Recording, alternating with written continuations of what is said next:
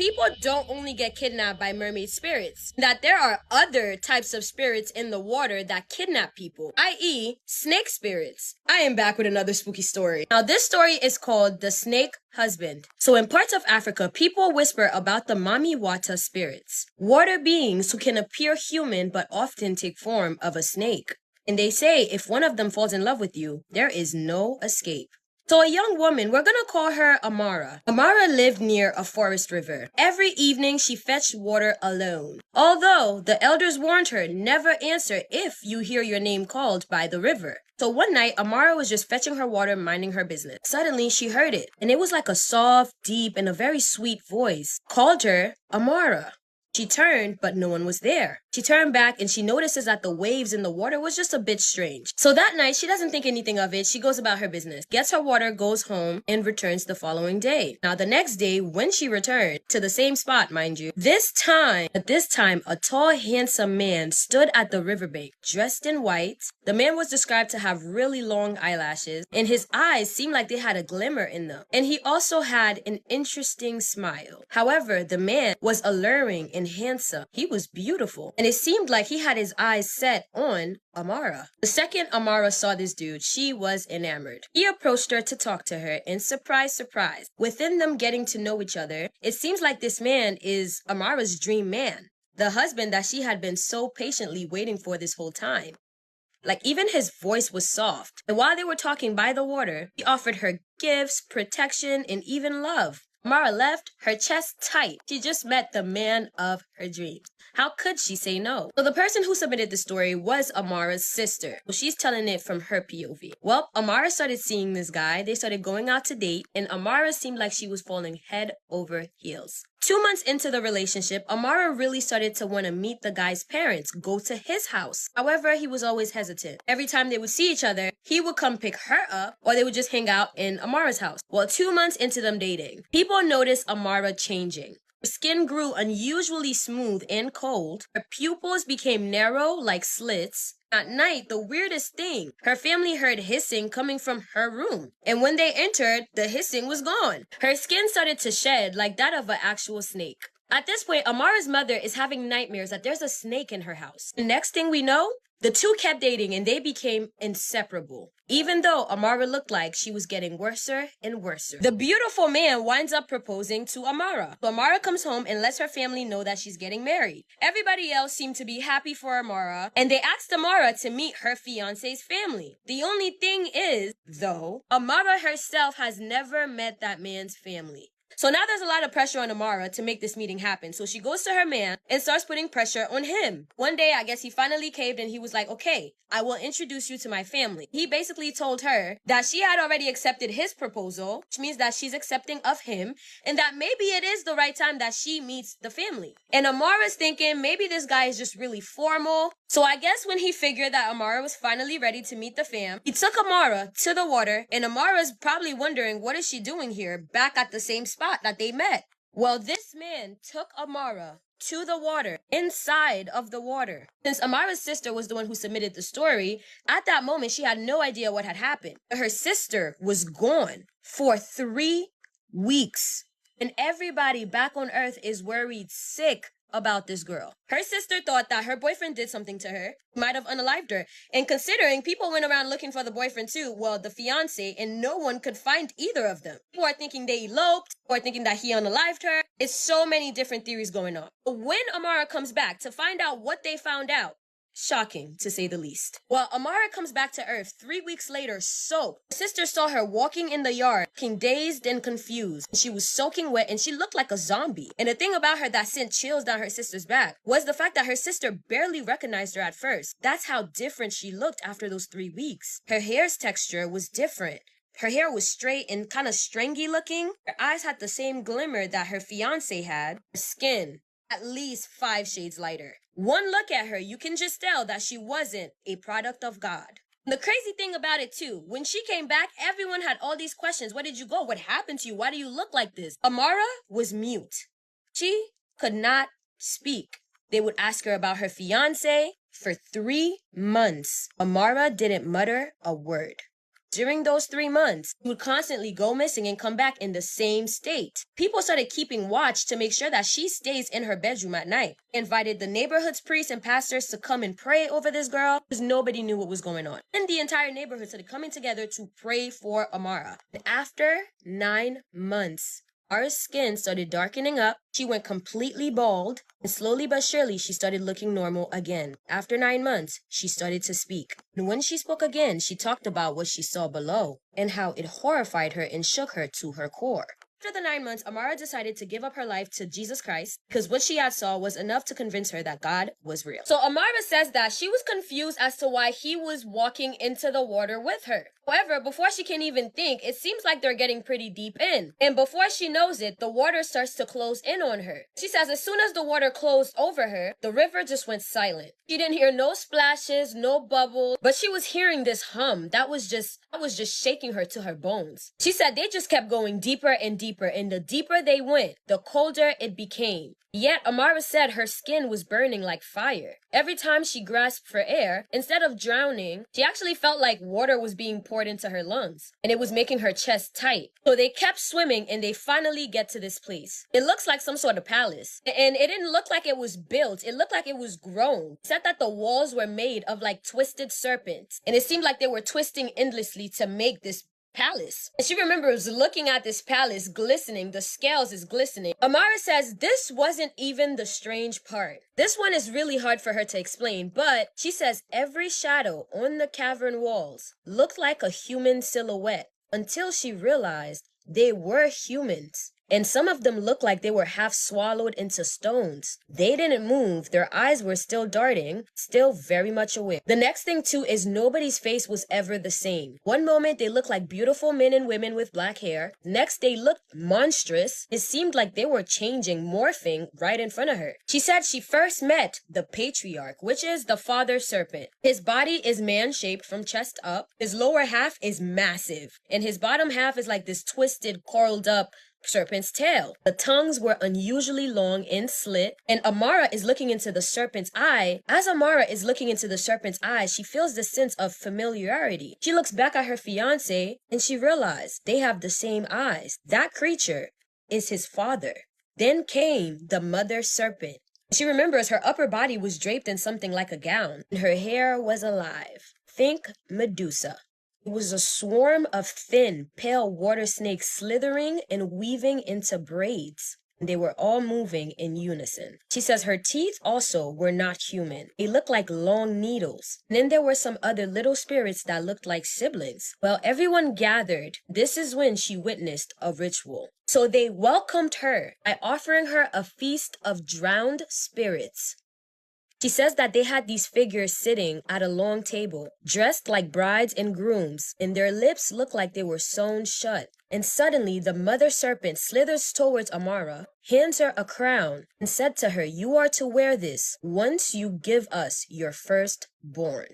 And in that moment, Amara is realizing that she might be in trouble. Now, Amara says she was playing it cool. It's not like she was able to verbally speak underwater, so she was just playing it cool, hoping that didn't end her. The whole time in her head, Amara was repeating Psalm 23 verse 4 over and over in her head. Yeah, as I walk through the valley of the shadow of death, I will fear no evil, for thou art with me. She kept saying that and calling on to God. She says she doesn't know what happened. When she came back to herself, she was home and people were praying over her, and she was disoriented, and as desperate as Amara was to speak, she wasn't able to say a word. Welcome to our channel. I hope you enjoy these scary stories by our different friends from across the world. Every culture has a story to tell about ghosts and many other mysteries. Ghosts are real, like it or not. Here are a few stories you might want to hear about. New Orleans is known for their graveyards. They have beautiful scenery and historic graves. So she goes to one that has public access. Before Jessie knows it, it's already almost dark. The sun's setting, and it's getting darker. The whole mood is changing. She gets to this real tall monument, and 3 men pop out from behind it. All 3 start smiling at her. One says, "Give me your bag." Another says, "Get on your knees." The third one walked behind her and put her hands behind her back. As the first one is digging through her purse, she sees something moving out the corner of her eye. As the third one is attempting to tie her wrist, An elderly woman comes from behind another gravestone. Jesse said it was like she just appeared out of nowhere. She had long dreads, bracelets covering both her arms, a necklace with a huge emblem. One eye is white, the other eye is solid black. Her dress was made out of burlap. She had burlap wrapped around her feet for shoes. The older lady approaches them smiling. So at first Jesse didn't know if she was with them or not, until the elderly lady said, "Leave her be." The man holding her wrist said, "What are you going to do about it, Grandma?" And the elderly lady looked down and then looked back up, and her eyes had switched colors. The woman said, "Well, let's find out. Run." All three men started running. Jesse said one tripped and slammed his head on a gravestone, split like a watermelon. That scared the other two men so bad that one fell out clutching his chest. The other man kept running. The old woman said, "You have no idea what they were about to do to you. You need to get out of here before dark." Jesse said, "Thank you so much. Is there anything that I can do for you? You just saved my life." The old woman said, "Get out of here. It's almost dark. And there are things out here a lot worse than those three." Jesse grabbed her purse and stood up. She began to turn around and walk away. The old woman said, "What don't you understand? Get out of here now. Run." So Jessie took off running until she got to her car. She got in her vehicle, crunk it up, and while she turned around, she glanced up at the graveyard, and she said she saw over 1,000 different people. Nothing but black and white eyes all throughout the graveyard. So she sped back to her hotel room where her husband was, and she told him all about it. He said that's so crazy, because while he was walking down Bourbon Street, this older man of African descent came up to him. The elderly man said, "Your soulmate is in danger. You need to find her right now." He said, "That's why you have like 50 missed calls from me."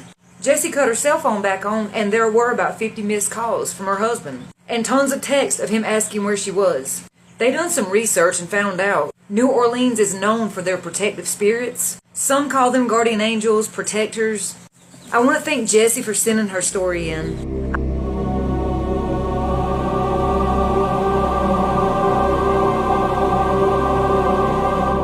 Mermaids, ghosts, Bigfoot, river spirits all exist. God's creation is truly a mystery we shall never be able to solve as mere humans. You know that the South of the United States of America has a load of mysterious stories about this world and beyond. Stay tuned, here is another scary one. So before I tell the story, just know I was young. I was young and I was dumb, and I also was trying to fit in, okay? So, freshman year of college, just moved, first like 2 weeks in the dorm, just moved in. I met this guy I really liked, and he had already had like a really large group of friends at the college.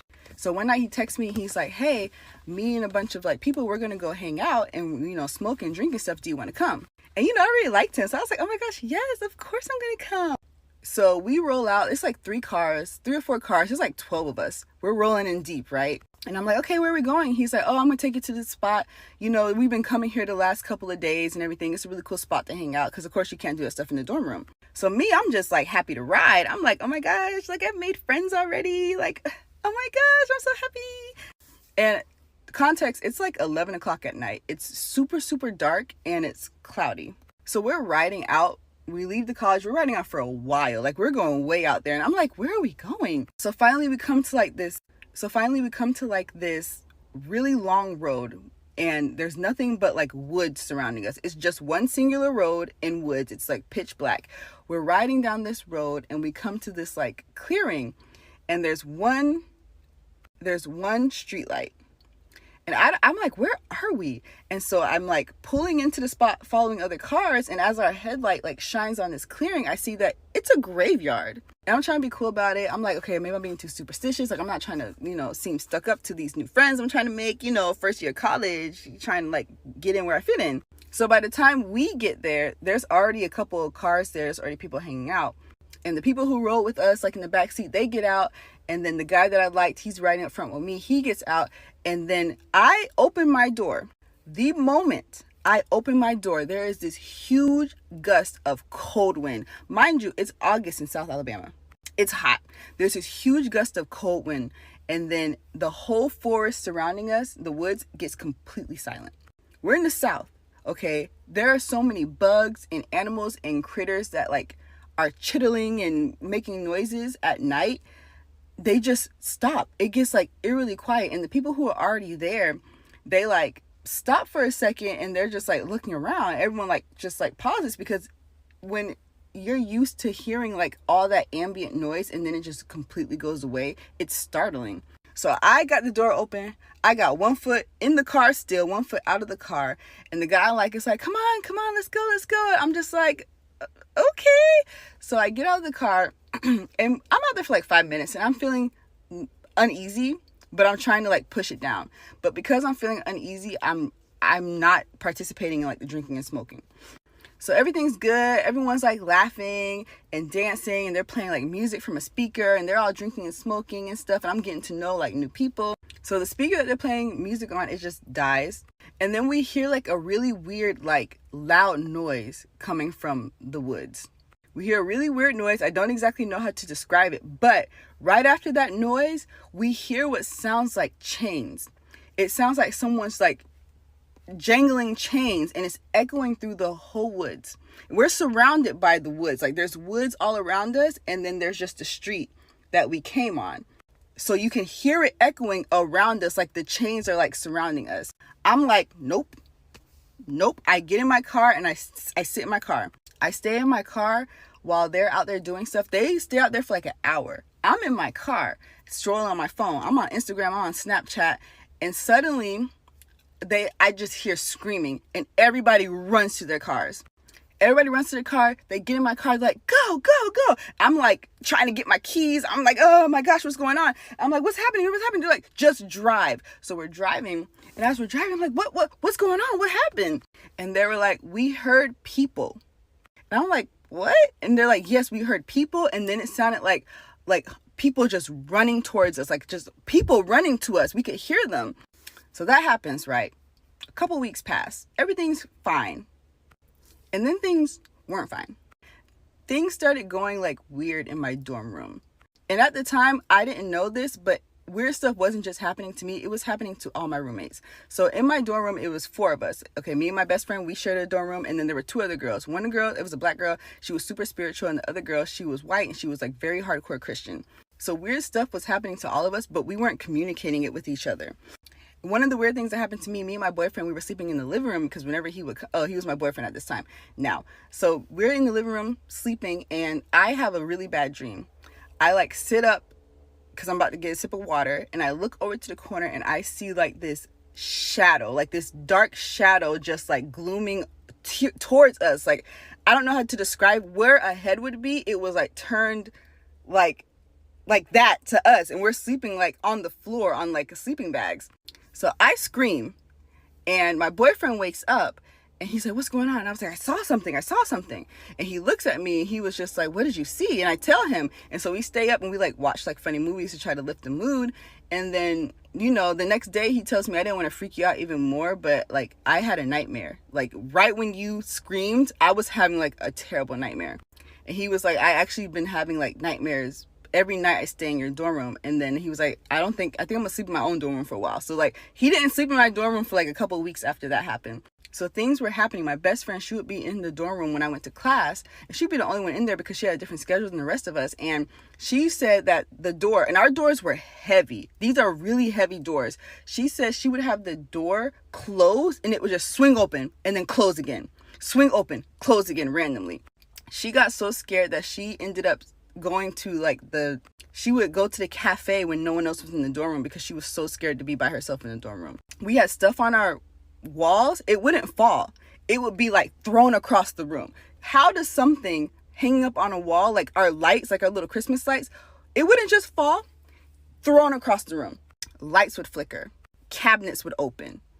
And one day, me and my best friend, we were like sitting there eating, and we were talking about it, and the spiritual girl and her boyfriend, they walk in, they hear us talking about it, and they're like, weird stuff has been happening to you guys too?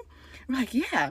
And they tell us the stuff that's been happening. And then her boyfriend was like, yeah, one night we were out in the living room and she was asleep, and I look over and I see like this dark shadow, and I'm just like, I saw the exact same thing. So he gets oil, he starts anointing and praying over it. He's like, yeah, we got to get whatever's in here out of here. So he's praying, he's pulling out the works, okay? He's blessing every room, he's putting crosses over every door. And while he's doing this, our other roommate walks in and she freaks out. She completely freaks out. She packs up all her stuff. I don't know why. I still don't know why to this day she went crazy. She packs up her stuff. She leaves. She never comes back. Never comes back. So it was good for a while. But then the spiritual girl, like her boyfriend, stopped coming to the dorm room because he got a job. So he wasn't sleeping there. When he stopped coming, things started getting bad again. So fast forward, things are getting weird again. Stuff is starting to happen. Me and my friend, we put a Bible on the desk and we leave it open. Because we're like, that's how scared we are. We're sleeping and we just hear the Bible, boom, close. And we're like, oh, hell no. No. So we're in theater class and we're talking about this. And this girl hears us. She hears us from across the room. She walks over to us and she says, I did not want to scare you guys, but for the last month and a half, I have felt like this dark presence around you guys. And she was like, I can feel like this dark presence around y'all. And we were like, what? And she was like, I don't want to freak you guys out, but I'm really spiritually tapped in. And she was like, can I come to your dorm room and see what's going on? And we're like, sure. So we tell all of our friends what's going on. So our friends that were at the graveyard, they come too because they want to see what's going on, because when they would come over and we would have game nights and stuff, weird stuff would happen as well. So we walk into the dorm room. She comes in last. As soon as she comes in the room, she steps over the threshold into the room, the lights flicker. And I'm not talking about no, I'm the lights are flickering, going crazy. And she's a white girl. She has really dark red hair. We can see the hair on her arms just stand up. We could see it. We could see the hair on the backs of her neck. She just got chills all over her entire body. And she was like, there's a spirit here. And she was like, this spirit is not happy that I'm in this room. So she's going through the entire dorm room, right? And she gets to my bed, my side of the dorm room, and the doors, both doors, our room door and our other roommates' room doors, open and close, open and close, open and close. At this point, everyone's screaming, freaking out. And she starts talking to the spirit and she's like, I know you're scared, but you need to calm down. You're okay, calm down. And then everything just stops and it just feels so calm. And she's talking to the spirit and we're just looking. We're looking. And she's like, okay, we need to get her back. And we're like, what? Get who back? And she was like, you need to take her back to her gravesite. And we were like, what? So we all get in the car, we take it back to the gravesite, and she finds this unmarked grave. And so there was no way the girl from theater class would have known about the graveyard situation, because we didn't talk at all in class. That was the first time we had ever interacted with her, was when she said she felt bad energy around us. And so when she was like, we need to take her back to the gravesite, me and my boyfriend and our two friends that were there that was with us that night when we were at the graveyard, we all stopped and we looked at each other. My best friend, she didn't know about it. I didn't tell her about it because I knew she would be like, you're dumb for going to a graveyard. What? So she didn't know about it. And so she was like, what gravesite? What are you talking about? So we tell them everything that happened that night at the graveyard, and we get in the car and she's like, yeah, we need to go put her to rest. So we get in the car, and while we're on our way to the gravesite, she's talking to the spirit in the car. We get to the gravesite and we're like, okay, what's the girl's name so we can find her headstone and put her to rest and be done with this? And the girl from theater is like, just follow me. So she starts walking through the graveyard and she walks past all the headstones. She walks past all the headstones and she starts walking into the woods, and we follow her. We just follow her. What else are we gonna do? She goes deep into the woods. I would say we were walking for 10 minutes. So it was pretty far back. When we get there, we get to an unmarked grave. She kneels down and she's talking to the spirit, and she's like, guys, give me some space. And then as she's talking to the spirit, she just starts crying uncontrollably, she's sobbing, and she's holding her hand over her mouth. She's like this, she's getting really stressed out. And so I guess she put the spirit to rest or whatever, and she turns back and she comes to us and she's like, guys, I'm so sorry, I made a mistake. And she was like, we were like, what are you talking about? What do you mean you made a mistake? And she was like, I thought there was just one spirit in that dorm room, but there was two. At this point, my boyfriend and all of our friends, they're all like, this is starting to get this is going above our head a little bit. You know what I mean? I feel like we need to get some help. So we get in the car and we head back to the dorm room. So as we're in the car, she tells us that the spirit of the little girl was telling her about her life, and she was like, there was a man who tormented her whole life, and he unalived her. And the little girl was like, even now he's been tormenting me. And she was like, what I think happened is that night when you guys were at the graveyard, her spirit tried to get away from him by attaching on to you. And she points to me. And she was like, when she attached to you, she thinks that his spirit, his dark evil spirit, followed us into the car, followed us back to our dorm room. And so she's like, we need to get him out of your dorm room. So we stopped by her room, and she gets like all the supplies. She's getting salt, she has like sage, she has like holy water, and she's like, we need to get him out. So we go back to our dorm room. At this point, it's getting dark. My friend, we pull up to the room, my friend opens the door. When we open the door, there's like stuff everywhere. Like it looked like someone was just throwing stuff against the wall. And we noticed that all the stuff that was like being thrown was in that same corner that me and the spiritual girl's boyfriend saw like this dark figure. So we walk into the room, and as soon as we walk into the room, the girl from theater screams and she falls backwards. And we all whip our heads around, and you can see it. Like, I would not believe it if I weren't there. I would not believe it. We turn, and like just a millisecond, you can see it look like, you can see her hair, like someone grabbed her hair and pulled her backwards. And we're like, oh my God, no, we're done. Come on, it's Friday. We can just go somewhere else. We're not going to sleep here this weekend. And she's like, no, I'm fine. She gets up. She gets up. She gets the salt. She gives me the salt. Me and my boyfriend, everyone who is in the room that was at the graveyard, she gives them salt, and she tells us to go and throw it around the room, throw it around my bed, throw it into the corner especially. So we're doing it. We're throwing it. And as we're like going around the room, when we get to that corner where we keep seeing that dark figure, the lights start flickering. Then she's like, she gets the sage, she starts saging. And we're scared because the more that she sage, the more intense the lights start flickering. Because the more that she sages, the more like the atmosphere in the room just felt so heavy. Like it felt, you could feel the pressure in the room. Like it was just, the energy was so thick, you could cut it with like a knife. And so after she's saging, and during all this, the lights are still flickering. And then finally she gets the holy water and she gives it to me. And during this time period, I didn't know. I was barely 18. I didn't know anything about any of this kind of stuff. So I'm looking at her like, why are you giving this to me? And she's like, it has to be you. And I'm scared. Like my hands are literally shaking. At this point, everyone is really scared. Everyone's scared. My boyfriend's scared. No one wants to be there. The vibes are not good. And so she's telling me to like use the holy water and to tell him to get out. And so I get it, and I do like a little get out, and she's like, no, you need to like command him. Like you need to tell him to get out and leave, that we do not want you here. So I'm getting a little braver. I get the water and I throw it and I say, get out. You are not welcome here. And when I say that, we have like a mirror in our common area. It's like a medicine cabinet where we keep like all of our toothbrushes and stuff, because there's a sink there. When I say that, the medicine cabinet door swings open so hard that it breaks the glass. And at this point, I'm like, I want to go. And the girl from theater class is like literally holding me, telling me, no, you have to tell him to leave. You cannot leave or he will stay. And so I'm throwing it. I'm saying like, leave, get out of here. My friend, she's freaked out. She's completely freaked out. She starts crying, and my boyfriend starts like freaking out. He's like, nah, we need to get out of here. And then as I'm like throwing the holy water, the girl starts like praying really hard. And then all the power in the entire dorm building goes off. The lights are out. There's no power in the building. And then I wouldn't believe it if I was not there. As soon as she finishes the prayer, the lights come back on. And you could feel the shift in the atmosphere instantly. And then she just calmly, she goes to the door, she opens the door to our room, and she says, leave.